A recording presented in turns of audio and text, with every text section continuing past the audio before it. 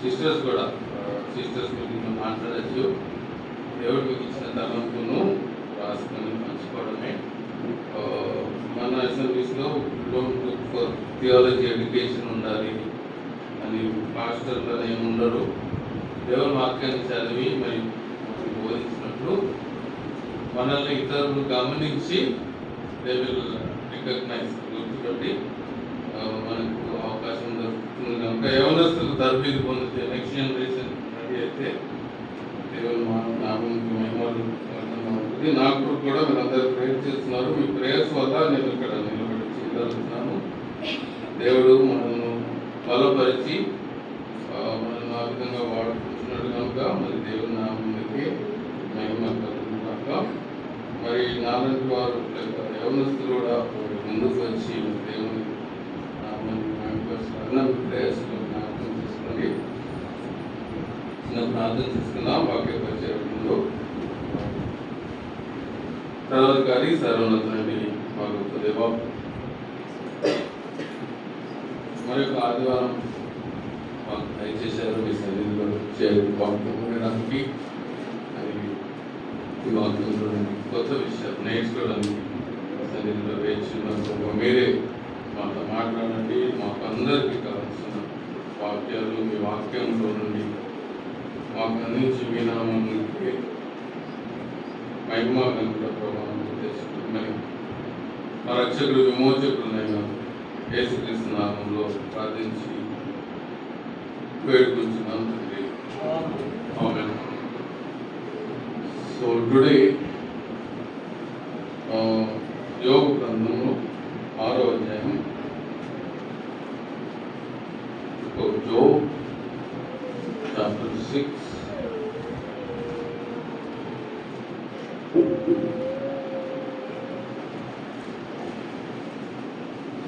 యోబు గ్రంథము 6వ అధ్యాయం 8వ వచనం. యోబు book of Job chapter 6 verse 8 and 9. ఆహా, నా విన్నపము నాకు నెరవేర్చబడునుగాక, నేను కోరు దానిని దేవుడు నెరవేర్చునుగాక. దేవుడు తన ఇష్టానుసారంగా నన్ను నలుపునుగాక, చేయి జోడించి ఆయన నన్ను నిర్మూలము చేయును గాక. మరి ఒక వచనం కూడా చూపిస్తాను.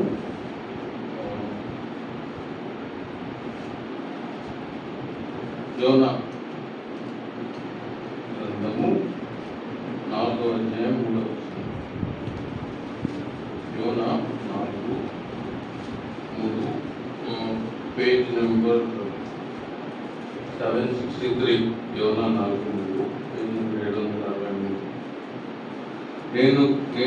నేనిక బ్రతుకుట కంటే చచ్చుట మేలు, యెహోవా నన్నిక బ్రతకనీయక చంపుమని యెహోవాకు మనవి చేసెను. నేనిక బ్రతుకుట కంటే చచ్చుట మేలు, యెహోవా నన్నిక బ్రతకనీయక చంపుమని యెహోవాకు మనవి చేసెను. ఈరోజు నా టాపిక్ కొంచెం డిఫరెంట్ అండి. టాపిక్ ఎందుకో థాట్ వచ్చింది. This is a different topic. మనం ఓపెన్ మైండ్తో దీన్ని ఆలోచించేస్తే మనకు చాలా ఉపయోగపడుతుంది. ఇక్కడ యోనా పలుకుతున్న మాట ఏంటంటే, నేను బ్రతుకుట కంటే చచ్చుట మేలు అని యోనా పలుకుతున్నాడు. యోబు కూడా సిమిలర్ అర్థం ఇచ్చే మాటలు పడుతున్నాడు కదా. యోబు ఏం చెప్తున్నాడు?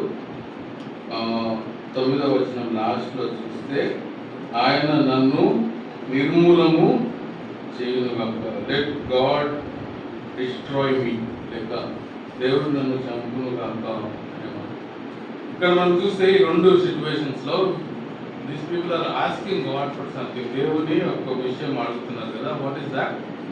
ఏంటిది అది? గాడ్ ప్లీజ్ కిల్ మీ, నన్ను చంపుము అని వీరిద్దరు దేవుని అడుగుతున్నారు. మనం జనరల్గా చూస్తూ ఉంటే యూత్ మధ్యలో ఇట్స్ సెన్సేషనల్ కదా. Now it is lost year కూడా నేను ఇక్కడే గ్రేట్ యూత్ ఎవరు 10th క్లాస్ విద్యార్థి సూసైడ్ చేస్తున్నాడు. So there is a desire many times మానవులంగా మనకి అప్పుడప్పుడు కోరిక వస్తుంది, నేను చస్తే బాగుండాలి. మీకు వచ్చింది ఎవరికైనా కోరిక? ఇట్ హ్యాపెన్స్ సైకలాజికల్గా. ఏమంటారు, వీ హ్యావ్ మైండ్ స్టడీ కదా, దాంట్లో సూసైడల్ ఐడియేషన్ అంటారు. సూసైడల్ ఐడియేషన్ అంటే చావాలనే ఆలోచన మానవులుగా మనకు సహజంగా వస్తుంది. సో బైబిల్లో కూడా కొంతమందికి ఆలోచన వచ్చింది, అవే మనం 2 వచనాలు చూస్తున్నాం. మరి అటువంటి భక్తులు లేక అటువంటి సందర్భాలు 7 ఉన్నాయండి. ఈ 7 సందర్భాలు ఉన్నాయి. జనరల్గా ఇవి ఎవరు ఎక్కువగా నేను మాట్లాడటం, డిస్కస్ చేయడం, మెసేజెస్ ఎక్కువ చూడలేదు. అయితే ఈ 7 పరిస్థితులు మరి దేవుని వాక్యంలో మనం గమనిస్తే మనకి ఉపయోగకరంగా ఉంటుందనే ఆలోచన దేవుడు మనకి ఇచ్చిన తలంపుని బట్టి నేను మీ మధ్యలో ఉంచినాను. సో ఇద్దరు విషయం మనం చదువుకున్నాం. ఫస్ట్ ఎవరు? యోబు కదా. యోబు ఏమనుకున్నాడు? దేవా నన్ను నిర్మూలము చేయము అనే మాట యోబు పలుకుతున్నాడు. యోబు ఒక స్పెషల్ రిక్వెస్ట్ దేవుని చేస్తున్నాడు. ఏమని? దేవా నన్ను తీసేసుకో అని చేస్తున్నాడు. వాళ్ళ భార్య కూడా అంటారు కదా, ఇక నీకు అన్నీ పోయినాయి, దేర్ ఇస్ నో యూస్, నువ్వు బతకడం ఇంకా లాభం లేదు, నువ్వు చనిపో, దేవుడిని దూషించి చనిపో అని వాళ్ళ భార్య కూడా అంటారు. మనకు తెలిసిన స్టోరీ కదా. సో మరి యోబు మరి అది కూడా ఆలోచించుంటాడు. ఆలోచించి మరి దేవుడితో అంటున్నాడు, ఏసియా నన్ను నిర్మూలము చెయ్యి. హీఈస్ డిజైరింగ్ డెత్ అన్నాడు. అదే కాకుండా యోబు 3:3లో కూడా మనం చూస్తే మరి 3:3లో మనం గమనిస్తే నా తల్లి గర్భములను అది మూయబడినందుకు, యోబు 3:3 నేను చదువుతున్నాను, మధ్యలో చదువుతాను. నేను పుట్టిన దినము లేకపోవును కాక, మగపిల్ల మాట్లాడని ఎప్పుడు చెప్పిన రాత్రి లేకపోవును కాక. సో హీఈస్ నేను పుట్టకపోతే బాగుండునేమో అనే ఆలోచన యోబుకు కలుగుతా ఉంది. ఎందుకు? మరి యోబు పరిస్థితులను బట్టి. ద రీజన్ ఫర్ యోబు ఆ విధంగా ఆలోచించడానికి కారణం మనకు తెలుసు కదా. మొదటి 2 అధ్యాయాలు మనం చూస్తే యోబు అన్ని కోల్పోతాడని. He doesn't have anything in life. తనకున్న కుటుంబాన్ని, తనకున్న ప్రాస్పెరిటీని, తనకున్న సమస్తమును పోగొట్టుకుంటాడు యోబు అనే మాట మనం చూస్తున్నాం. సో అటువంటి కారణాన్ని బట్టి, ద రీజన్ ఫర్ యోబు మరి తన మరణాన్ని కోరుకోవడానికి కారణం ఏంటంటే తనకున్నదంతా పోగొట్టుకున్నాడు. అనేకసార్లు మనం కూడా మనకున్నవి పోతే వి ఫీల్ వెరీ బ్యాడ్ కదండి. మనకు కూడా ఇటువంటి ఆలోచనలు కలుగుతాయి. అయితే గాడ్స్ ఆన్సర్, మరి దేవుడు ఏం చేశాడంటే డైరెక్ట్గా దేవుడు దానికి ఆన్సర్ ఇవ్వడు. కానీ యోబు గ్రంథం మనం గమనిస్తే మరి యోబు గురించి ఒక మాట యాకోబు పత్రికలో మనం చూడొచ్చు. 5:11లో యాకోబు 5:11లో మరి యోబు గురించి రాయబడిన మాట మనం చూడొచ్చు. మరి యోబు యొక్క కోరికను దేవుడు గ్రాంట్ చేయలేదు, కానీ దేవుడు యోబుకు ఒక క్వాలిటీ ఇచ్చాడు. ఏంటిదో మనం యాకోబు గ్రంథం 5:11లో మనం చూస్తాం. యాకోబు గ్రంథం 5:11లో మనం చూస్తే, సహించిన వారిని ధన్యులనుకొనుచున్నాము కదా, మీరు యోబు యొక్క సహనమును గూర్చి వింటిరి. ఆయన ఎంతో జాలియు కనికరమును కలవాడని మీరు తెలుసుకొని ఉన్నారు. ఇక్కడ మనం చూస్తే యోబు యొక్క సహనమును గూర్చి మీరు వింటిరి అనే మాట మనం చూస్తున్నాం. సో దేవుడు మరి అటువంటి పరిస్థితిలో యోబు ఉన్నప్పటికీ హీ వాజ్ డిజైరింగ్ డెత్, మరణమును కోరుకుంటున్న యోబు యొక్క కారణం ఏంటి? అంతా పోగొట్టుకున్నాడు. అయితే దేవుడు మరి అతనికి మరణం గ్రాంట్ చేయలేదు, కానీ తనకున్న సమస్యను తీర్చాడు లేదా? యోబుకు ఇంతకు ముందు ఉన్న దానికంటే డబుల్ ఇచ్చాడు కదా. సో మన జీవితాల్లో కూడా మనం కొన్నిసార్లు కోరుకున్న పరిస్థితులు రావచ్చు, కానీ ఒకటి మనం జ్ఞాపకం చేసుకోవాలి ఏంటంటే, గాడ్ నోస్ ద రీజన్. దేవుని యొక్క ప్లాన్ వేరు కదండి. ఒకవేళ యోబుకి ముందే తెలిసింది అనుకోండి, ఇది ఓన్లీ టెస్ట్.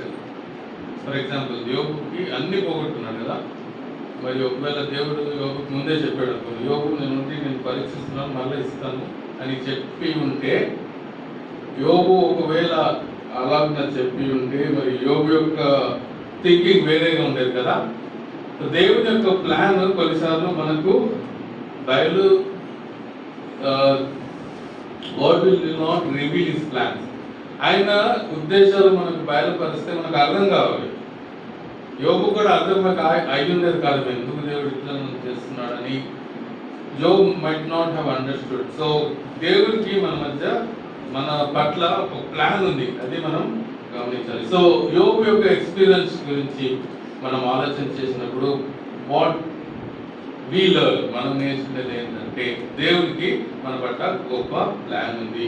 మేబీ కొన్నిసార్లు ప్రస్తుతం ఉన్న పరిస్థితులను బట్టి మనం కృంగిపోయి దేవా నా ప్రాణం తీసుకోవాలి యోగులాగా మాట్లాడచ్చేమో, కానీ యోగు లాంటి సహనము మనం కలిగి ఉండాలి. యోగుకున్న సహనమును మన జీవితంలో చూపించాలి, అప్పుడు అటువంటి పరిస్థితులను చేయించగలము. మరొక వ్యక్తి ఉన్నారండి సంఖ్యాకాండంలో 11:5-7 అని చెప్పాను కదా. I will try to quickly show them to you. మీరు మీ యొక్క ధ్యానంలో కూడా మీరు ఇంకా ఆలోచించి కొత్త తలంపులు దేవుడు మీకు దయచేస్తారు. I will quickly take you to the second person. సంఖ్యాకాండం 11:15లో ఇక్కడ ఇంకొక వ్యక్తి మనకు కనిపిస్తున్నాడు. సంఖ్యాకాండం 11:15 సంఖ్యాకాండం 11:15 there is another person. Okay, నా మీద నీ కటాక్షము వచ్చిన ఎడల నేను నా బాధను చూడకుంటున్నట్లు నన్ను చంపుము. Another person is requesting God to kill me. యేసయ్యా నన్ను చంపేసి లేక యెహోవా దేవా నన్ను చంపుము అని చెప్తాడు. ఎవరితను? ఎస్, మోషే మరి ఈ వాక్యాల్లో మరి దేవునితో చెప్తున్నాడు, దేవా నన్ను చంపు, నా మీద నీకు సహనం ఉండేలా నన్ను చంపును అనే మాటలు మోషే పలుకుతున్నాడు. సో ఫస్ట్ వ్యక్తి యోబు, మరి ఆయన కారణం మనం చూసాం, అతను అన్ని పోగొట్టుకున్నాడు కాబట్టి మరి బాధ భరించలేక యేసయ్యా నన్ను తీసుకో అన్నాడు. కానీ దేవుడు ఇచ్చిన జవాబు ఏంటి? నీకు రెండంతలుగా దేవుడు దయచేస్తాడు, సహనము కలిగి. రెండవది మోషే కూడా మరి నన్ను చంపుము అనే మాట మాట్లాడుతున్నాడు. అప్పుడు ఇక్కడ మోషేకి కారణం మనకు తెలుసు కదా. 11th చాప్టర్ ఫస్ట్ నుంచి మనం చూస్తే ఇశ్రాయేలు సనుక్కున్నారు. మోసెస్ ఈజ్ ఎ లీడర్, మోషే యొక్క నాయకుడు. మరి ఇశ్రాయేలీలు మరి సనుక్కున్నారు కదా. ఏంటి? ఇశ్రాయేలీల యొక్క ఇన్గ్రాటిట్యూడ్ నేచర్ కదా. వారి యొక్క పాపాన్ని బట్టి, వారు చేసే క్రియలను బట్టి మోసే చూసి సహనం పోగొట్టుకున్నాడు. యేసయ్యా యెహోవా దేవా నన్ను తీసేసుకో ఇంకా అనే మాట కలుపుతున్నాడు. ఇక్కడ మనం మోసే యొక్క కారణం మనం చూస్తే వారిలో మార్పు లేకపోవడం. హి వాజ్ ఎ లీడర్. మరి దేవుడు వారి పట్ల చేసిన గొప్ప కార్యాలు మరి వారు చూసినప్పటికీ, అనుభవించినప్పటికీ వారిలో మార్పు లేకపోవడం చూసి మరి మోసే మరి పలుకుచిన మాటలు, దేవా ఇంకా నన్ను చంపుము, నేను బతికి ఉంటే లాభం లేదు, నన్ను చంపుము, వీళ్ళని నేను ఇంకా నడిపించలేను అనే ఒక అనుభవంలోనికి మోసే వస్తున్నాడు. మనం చూసినట్లయితే అదే ఎక్సోడస్ 32:30లో, నిర్గమకాండం 33:33లో కూడా ఒక మాట మనం చూడవచ్చు. నిర్గమకాండం 33:33 ఫర్దర్ మోషే యొక్క అనుభవాన్ని అక్కడ మనం గమనించవచ్చు. నిర్గమకాండం 32:32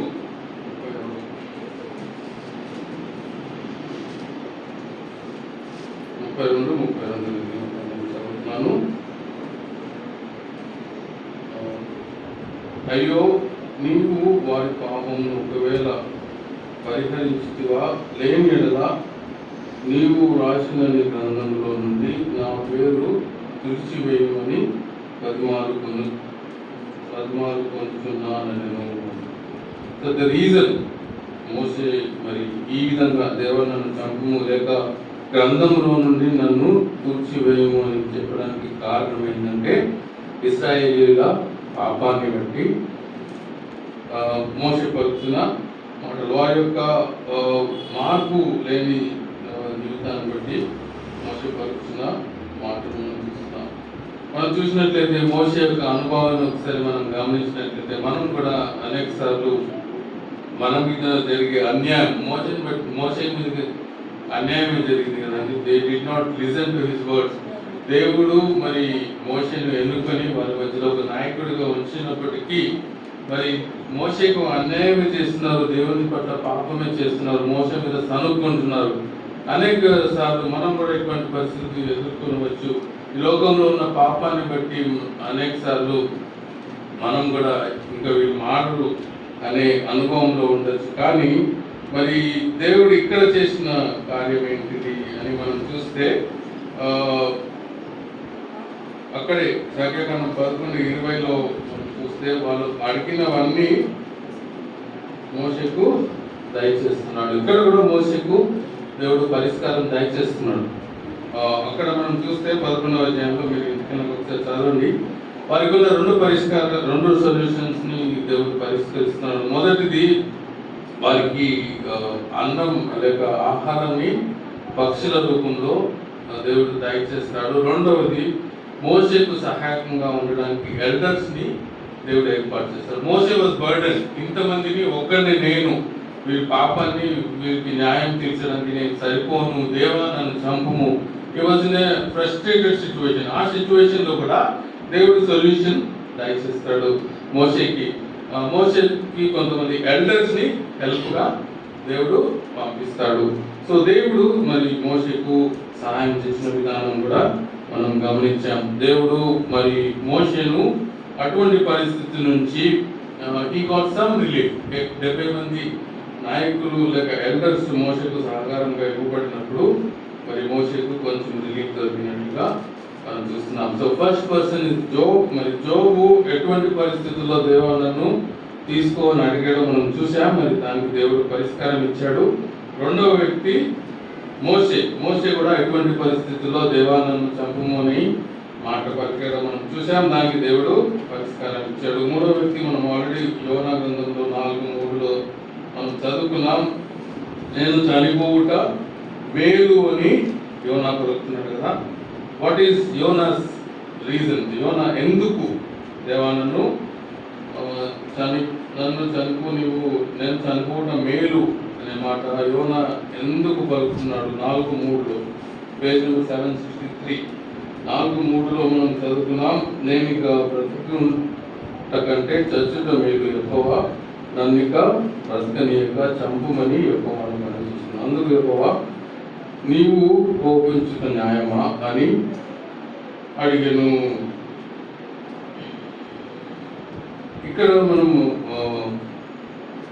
యోనా కారణం మనం చూడొచ్చు. 4th చాప్టర్ 1st verseలో ఎందుకు యోనా ఈ విధంగా నన్ను బ్రతకనివ్వద్దు దేవా అని చంపుమని ఎందుకు రిక్వెస్ట్ చేస్తున్నాడంటే 4th చాప్టర్ 1st verseలో యోనా దీన్ని చూచి బహు చింతాక్రాంతుడై కోపగించుకుని, యెహోవా నేను నా దేశమందుండగా ఇట్లు జరుగునని నేను అనుకుంటుంది కదా.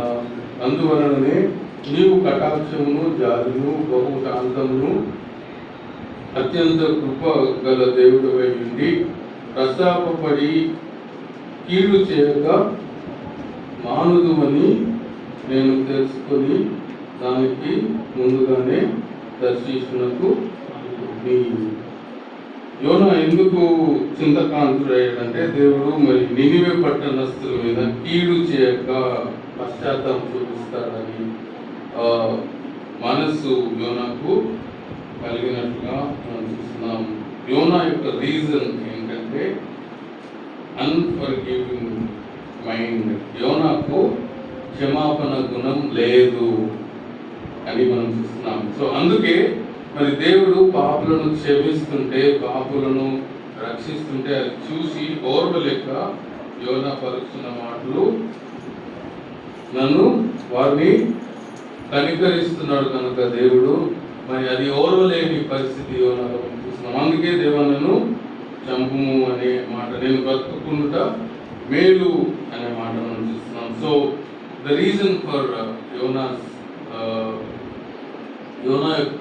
ఆ విధంగా ఆలోచించడానికి కారణం ఏంటంటే అన్ఫర్గివింగ్ మైండ్. యోనా గురించి మనం ఆలోచన చేసినప్పుడు నౌడేస్ మనం కూడా చూస్తాం కదండి, మన చుట్టూ చాలా అత్యాచారాలు జరుగుతున్నాయి, పీపుల్ ఆర్ గెటింగ్ మర్డర్డ్. మరి అటువంటి వారిని క్షమించాలనే మనసు ఉంటుందా మనకి? మామూలుగా మనకు ఉంటుంది కదా, జనరల్గా మనం చూసినట్లయితే ఎవరైతే తప్పు చేశారో, లెటర్స్ సే ఫర్ ఎగ్జాంపుల్ రీసెంట్గా న్యూస్లో మనం కలకత్తా ఇన్సిడెంట్ చూస్తున్నాం కదా, అటువంటి వ్యక్తి మనకు ముందు కనిపిస్తే అతను క్షమించాలనే మనసు మనకు ఉంటుందా? ఉండదు. So that is the condition of Yona.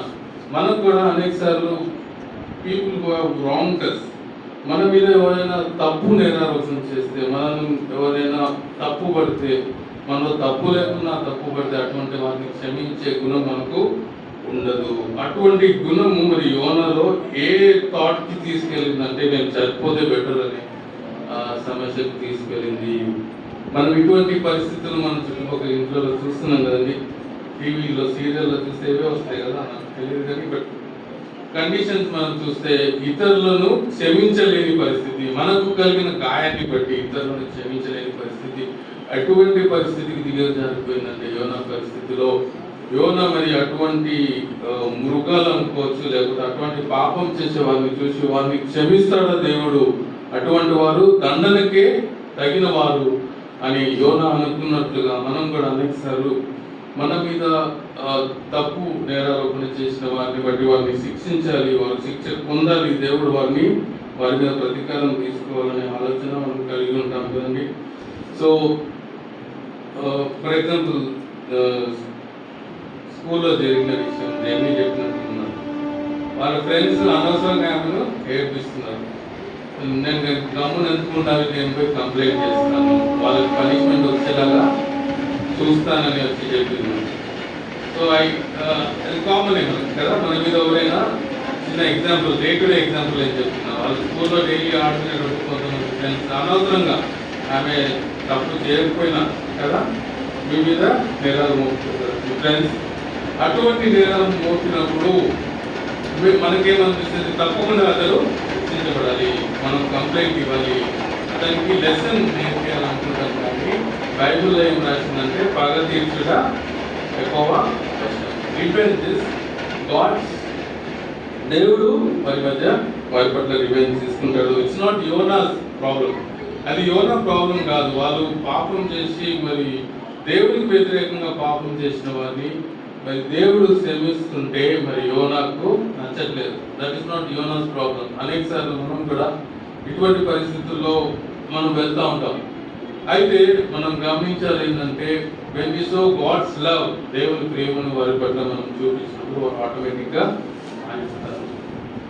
So అదేవిధంగా మనం యోనా జీవితంలో కూడా యోనాకున్న సమస్యకి దేవుడు సొల్యూషన్ ఇచ్చాడో లేదండి. యోనాకు నేర్పించాడు, క్షమాపణ ఏంటి యోనాకు నేర్పించాడు.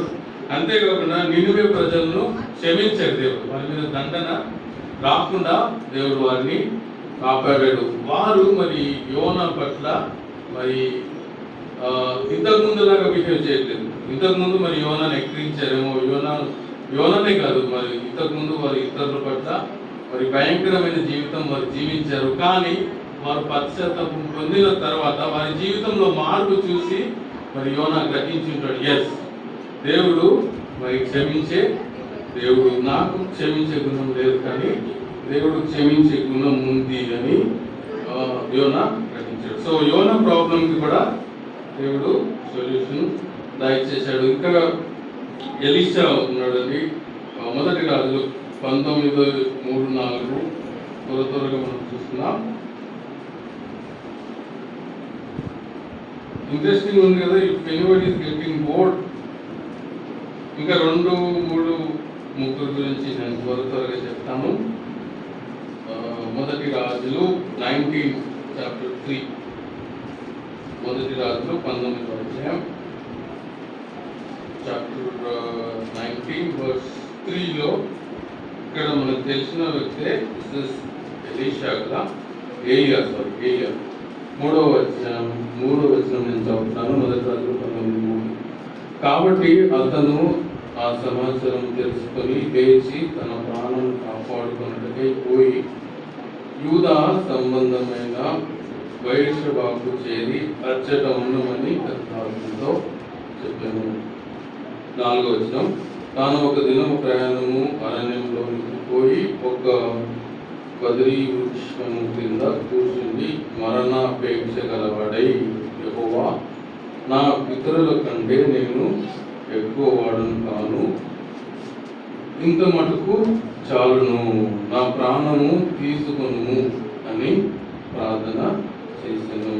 ఇక్కడ మనం చూస్తే ఏలియా మరణాపేక్ష కలిగిన వాడు. రీజన్, కారణం ఏంటి? ఏలియా యొక్క మరణాపేక్షకు కారణం ఏంటంటే he is fed up with the wickedness కదా. అంతకుముందు వచ్చినప్పుడు మనం చూస్తాం ఏలియా ఎంత గొప్పగా మరి ఈ ఛాలెంజెస్, వాళ్ళు బయలు దేవతలను ఏలియా ఛాలెంజ్ చేసి వాళ్ళని అందరిని పిలిచి ఒకటి ఏమంటుందని ఒక బలిపీఠం తయారు చేపించి మీరు మీ దేవునికి బలి అర్పించండి, నేను మా యెహోవా దేవునికి బలి అర్పిస్తాను, ఎవరు నిజమైన దేవుడు తెలుసుకున్నారని ఛాలెంజ్ చేసి ఛాలెంజ్లో గెలిచిన ఏలియా మరి వారందరినీ దేవుడు చేసిన కార్యం చూశారు కదా. దేవుడు పైనుండి అగ్ని పంపించి మరి ఏలియా యొక్క దహనబలిని అంగీకరిస్తాడు. మరి బయలు మరి వారి యొక్క బలి బలికి మరి మంట రాకుండా ఉండడం అవన్నీ చూస్తారు, మనకు తెలిసిన స్టోరీ కాబట్టి. సో అటువంటి ఏలియా, అతని జీవితాన్ని మనం గమనించినప్పుడు వారి యొక్క వికెట్నెస్, మరి జెజబెల్ ఏలియాను చంపాలి, ఇవన్నీ జరిగిన తర్వాత కూడా వారి హృదయంలో మార్పు లేనితనం లేక వారి యొక్క వికెట్నెస్ చూసి ఆ వికెట్నెస్ చూసి మరి వాళ్ళు బెదిరిస్తారు కదా, నేను చంపేస్తాను అని Jezebel బెదిరిస్తుంది. 19th chapter 1st verses మనం చూస్తే మరి జెజబెల్ బెదిరించిన విధానానికి భయపడతాడు ఏలియా భయపడతాడు కదా. సో ఏలియా భయపడి పలికిన మాటలు. సో ద రీజన్, ఏలియా యొక్క కారణం ఏంటి? ఆయన వికెట్నెస్ ని చూసి లేక తన మరణాన్ని చూసి భయపడతాడు. ఫిజికల్ గా తనను కూడా చంపేస్తుందేమో, ఇంతమందిని చంపేసిన జెజబెల్ నన్ను కూడా చంపేస్తుందేమో అని మరి ఏలియా భయపడతాడు కదా. దానికి సొల్యూషన్ మరి దేవుడు ఏం తయారు చేస్తాడు? 2వ రాజులు 2:11-12 మనం చూస్తే ఏలియాని దేవుడు సజీవంగా తీసుకెళ్తాడు కదా. 2 Kings 2:11-12 verses మనం ఆ వచనాలు గమనించవచ్చు. 2వ రాజులు 2వ అధ్యాయం 11-12 వచనాల్లో మనం చూస్తే ఏలియా సజీవంగా తీసుకొని వెళ్ళబడతాడు అనే మాట మనం చూడొచ్చు ఇక్కడ. సో దేవుడు మరి ఏలియా కూడా సొల్యూషన్, మరణం లేకుండానే ఏలియాను తీసుకెళ్ళినట్టుగా చూస్తాం. లూకా 12:4 మనం చూసినట్లయితే మరి ఏలియా భయం ఏంటి? నన్ను యెజబెల్ చంపేస్తుందేమో అని మరి ఏలియా భయపడతాడు. కానీ మనం ఏ విధంగా ఉండాలి? మన శరీరానికి భయం కలిగినప్పుడు లేక మన శరీరానికి మరణాపాయం ఎవరైనా బెదిరించి నేను చంపేస్తా అనినప్పుడు what should be our attitude? లూకా 11:12 మనం చూస్తే యేసయ్య చెప్పిన మాటలు, అతడు దేవుని మందిరంలో ప్రవేశించి యాజకులే తప్ప లూకా 12:4 చూస్తే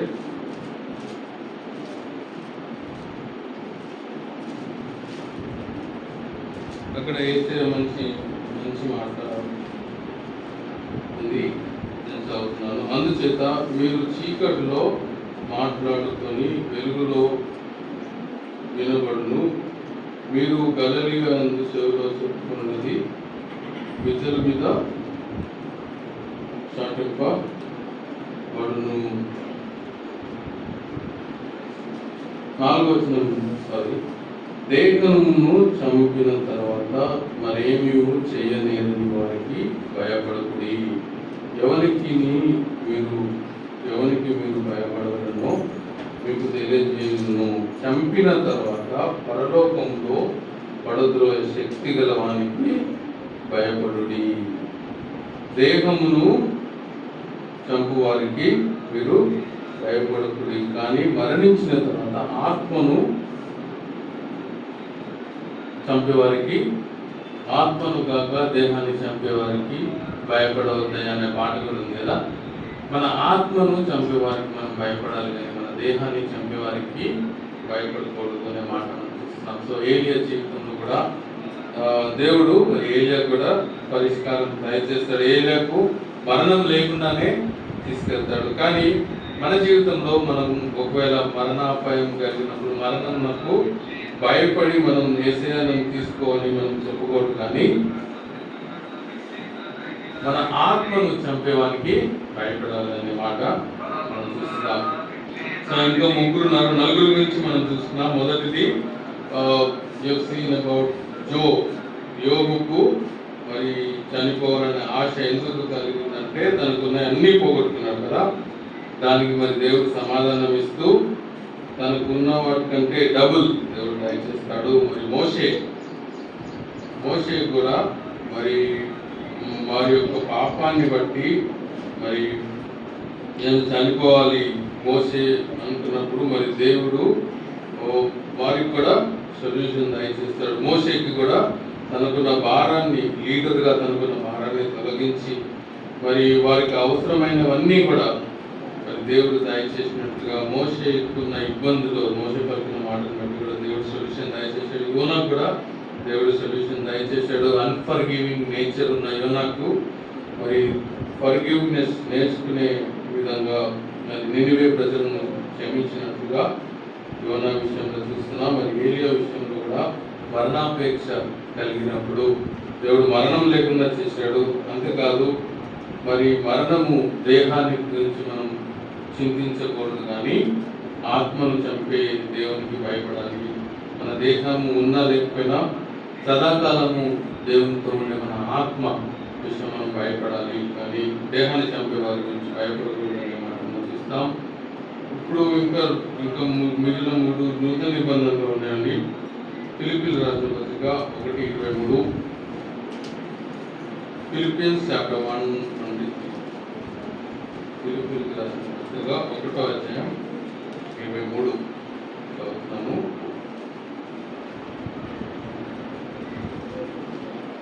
ఫిలిప్పీలకు రాసిన పత్రిక 1:23. ఈ 2 లేక 20 నుంచి నేను చదువుతాను. 20 నుంచి, నేను మిగుల నిరీక్షించుతున్న ప్రకారం మీ ప్రార్థన వలనను యేసుక్రీస్తు యొక్క ఆత్మ నాకు సమృద్ధిగా కలిగి ఉండటం వలనను ఈ ప్రకటన నాకు రక్షణార్థంగా పరిణమించునని నేను ఎరుగుతున్నాను. నా మట్టుకైతే బ్రతుకుటే చావైతే లాభము, అయినను శరీరముతో నేను జీవించుటేను నాకున్న పనికి ఫలసాధనమైన ఎడల నేనేమి కోరుకుంటున్నా నాకు తోచలేదు. ఈ 2 మధ్యను ఇరుకున పడి ఉన్నాను. నేను వెడలిపోయి క్రీస్తుతో కూడా ఉండవాలని నాకు ఆశ ఉన్నది. అది నాకు మరి మేలు. అయినను నేను శరీరమందు నిలిచి ఉండుట మిమ్మును బట్టి మరి అవసరమై ఉన్నది అన్నమాట. పౌలు అనుభవాన్ని మనం గమనించినట్లయితే పౌలు కూడా 2 విషయాలు చెప్తున్నాడు ఇక్కడ. బ్రతుకుట క్రీస్తే, చావైతే లాభం. బ్రతుకుట చావు. సో పౌలు ఏం కోరుకుంటున్నాడంటే, నేను వెడలిపోయి క్రీస్తుతో కూడా ఉండవలని నాకు ఆశ ఉన్నది. పౌలుకు కూడా వెడలిపోయి క్రీస్తుతో కూడా ఉండాలనే ఆశ పౌలుకు కూడా ఉన్నట్టుగా మనం చూస్తాం. పౌలు ఆశ ఏంటంటే, నేను కూడా చనిపోయి యేసుతో ఉంటే బాగుంటుంది అనే ఆశ పౌలు కలిగినట్టుగా మనం చూస్తున్నాం. పౌలు యొక్క రీజన్ ఏంటిది అని మనం చూసినట్లయితే Paul is longing for a new beginning కదండి. శరీరము మరి ఈ లోకంలో పౌలు ఎంతనో మరి సృష్టిలో మరి పాపాన్ని బట్టి మరి రోమిలకు రాసిన పత్రికలో పౌలు అనుభవం మనం చూస్తాం. అయ్యో నేనెంత దౌర్భాగ్యుడు, ఎట్టి మరణమునకు పాలకు శరీరం నుండి నన్ను తప్పింపగలవాడు ఎవడు అనే మాట మనం పౌలు జీవితంలో చూస్తున్నాం. పౌలు యొక్క డిజైర్ ఏంటంటే నేను కూడా యేసుతో ఉంటే ఎంత బాగుండు అని పౌలు యొక్క ఆలోచన కలిగినంత రీజన్. పౌలు యొక్క కారణం ఏంటి? మనం పాత నిబంధనలో 4 కారణాలు చూసాం. ఆ 4 కారణాలు కూడా ఇహ సంబంధమే. దేవర్ ఫిక్స్డ్ అప్ విత్ దేర్ వారికి అనుదినం జరుగుతున్న విషయాల గురించి వారు కృంగిపోయి యేసయ్య నన్ను యేసయ్య ప్రభువా లేక యెహోవా నన్ను తీసేసుకో, నేను చనిపోతే వేరు అని వారు చెప్తున్న అనుభవాలు చూస్తున్నాం. కానీ పౌలు అనుభవం మనం చూసినట్లయితే పౌలు మరి ఎటువంటి అనుభవం కలిగి ఉన్నాడంటే బ్రతుకుట క్రీస్తే చావైతే మేలు.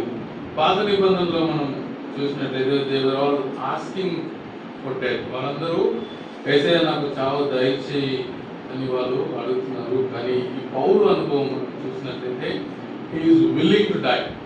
యేసయ్య నేను నీ కొరకు చనిపోవడానికి కదా సిద్ధమే అనే మాట పౌలు పలుకుతున్నాడు. What is our experience? మన ఆలోచన తీరు ఎలా ఉంది? Are we thinking like old testament లో 4 అనుభవాలు ఉన్నాయా మన జీవితాలు? అయ్యా నేను చనిపోతే బాగుండు, ఈ భారాలు ఈ యొక్క కష్టాలు నేను అనుభవించలేకపోతున్నాను, let me die, take me to your presence అనే ఆలోచన మనం కలిగి ఉన్నామా? లేక పౌలు వలె ఐఎమ్ విల్లింగ్ టు డై, బ్రతుకుట క్రీస్తే చావైతే లాభము అనే ఆలోచన మనం కలిగి ఉన్నామా?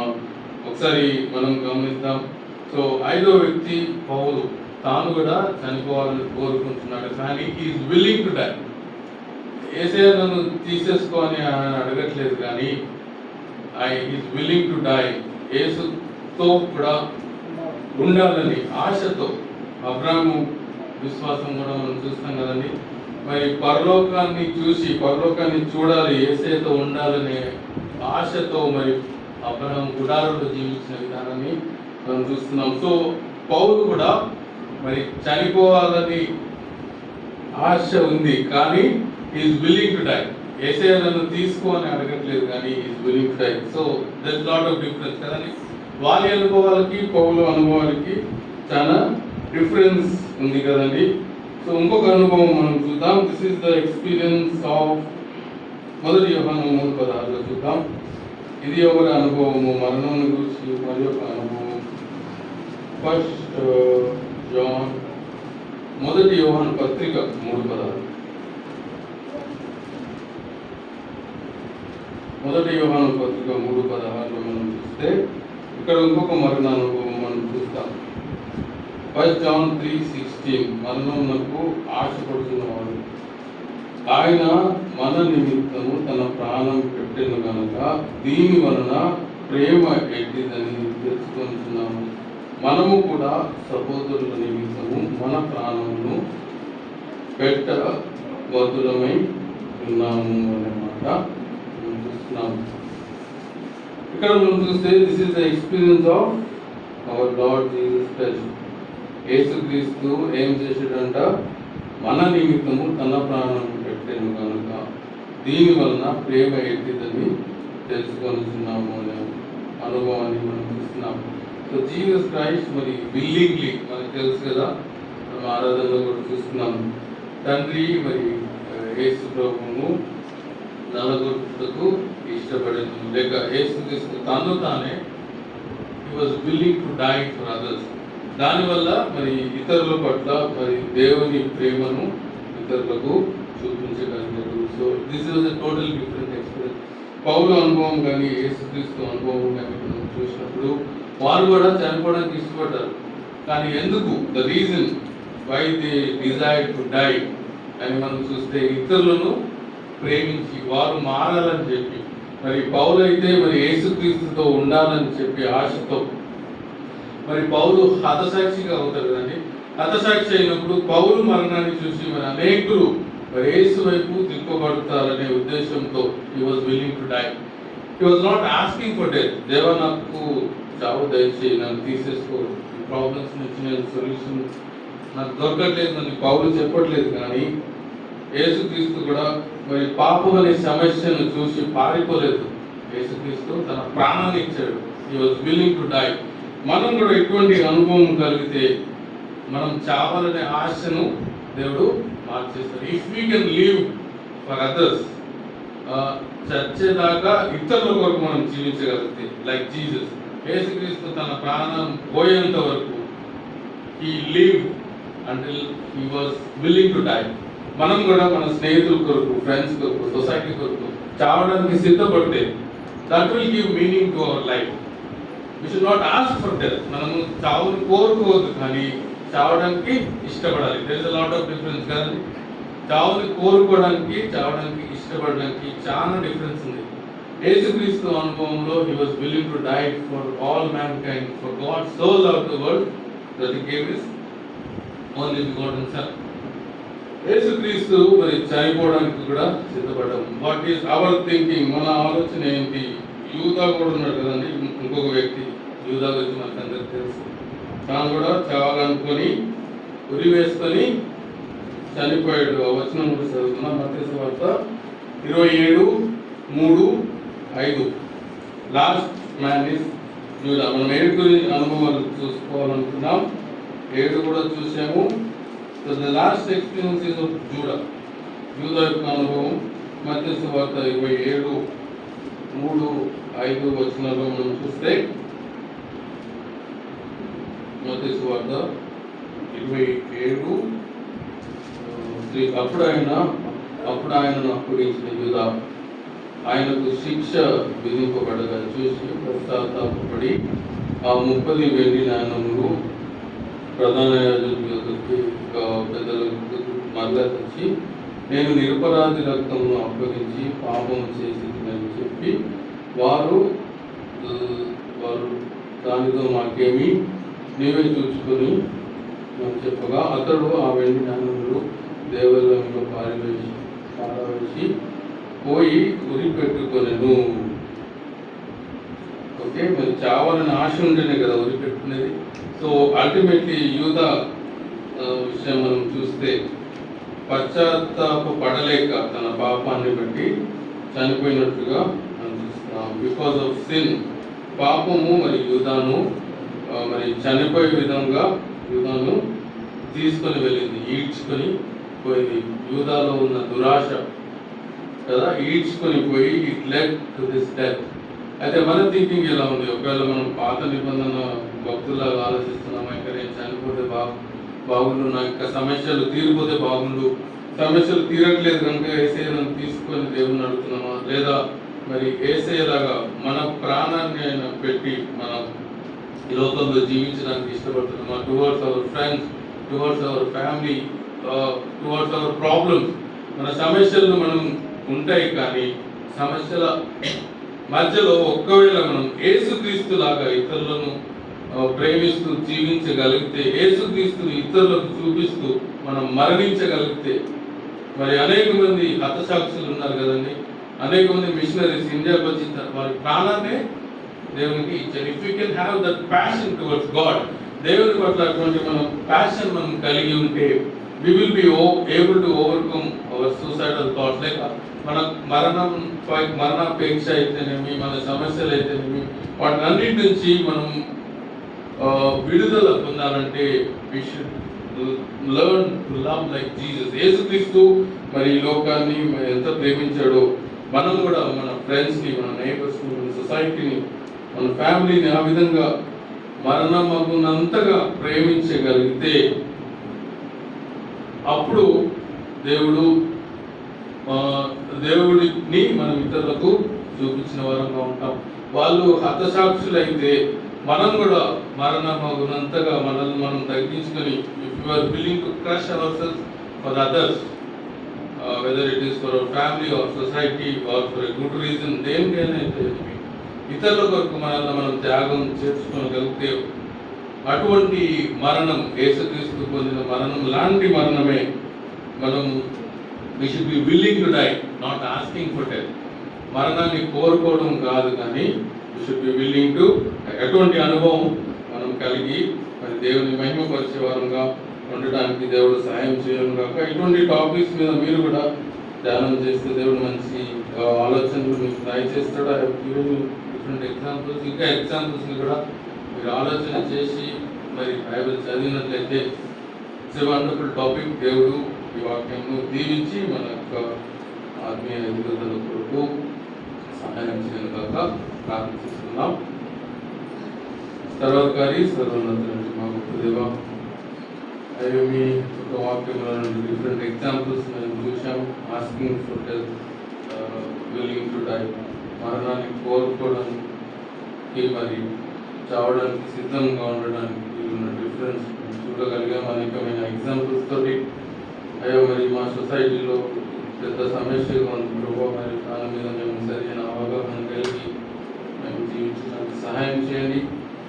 మీరు మా కొరకు చనిపోయారు, మేము ఈ లోకంలో ఎలాగున్నా జీవించారో మాకు నేర్పించారు. ఆ విధంగా అందరం జీవించడానికి సహాయం చేయండి. సంఘంలో ఉద్యోగం దయచేయండి. యవనస్తులు అనేకులు రాలేకపోతున్నారు, ఉద్యోగాలను బట్టి వారికి బస్సులు బట్టి దయచేయండి. ఇంకా మరి సంఘంలో ఉన్న సమస్యలన్నీ మీకు తెలుసు, జ్ఞాపకం చేసుకొని చూస్తున్నారు. వృద్ధులు, ఉద్యోగాలు చేసేవారు ఉన్నారు, అందరినీ జ్ఞాపకం చేసుకొని మరి దయచేసిన మంచి సమయం చూస్తున్నాం.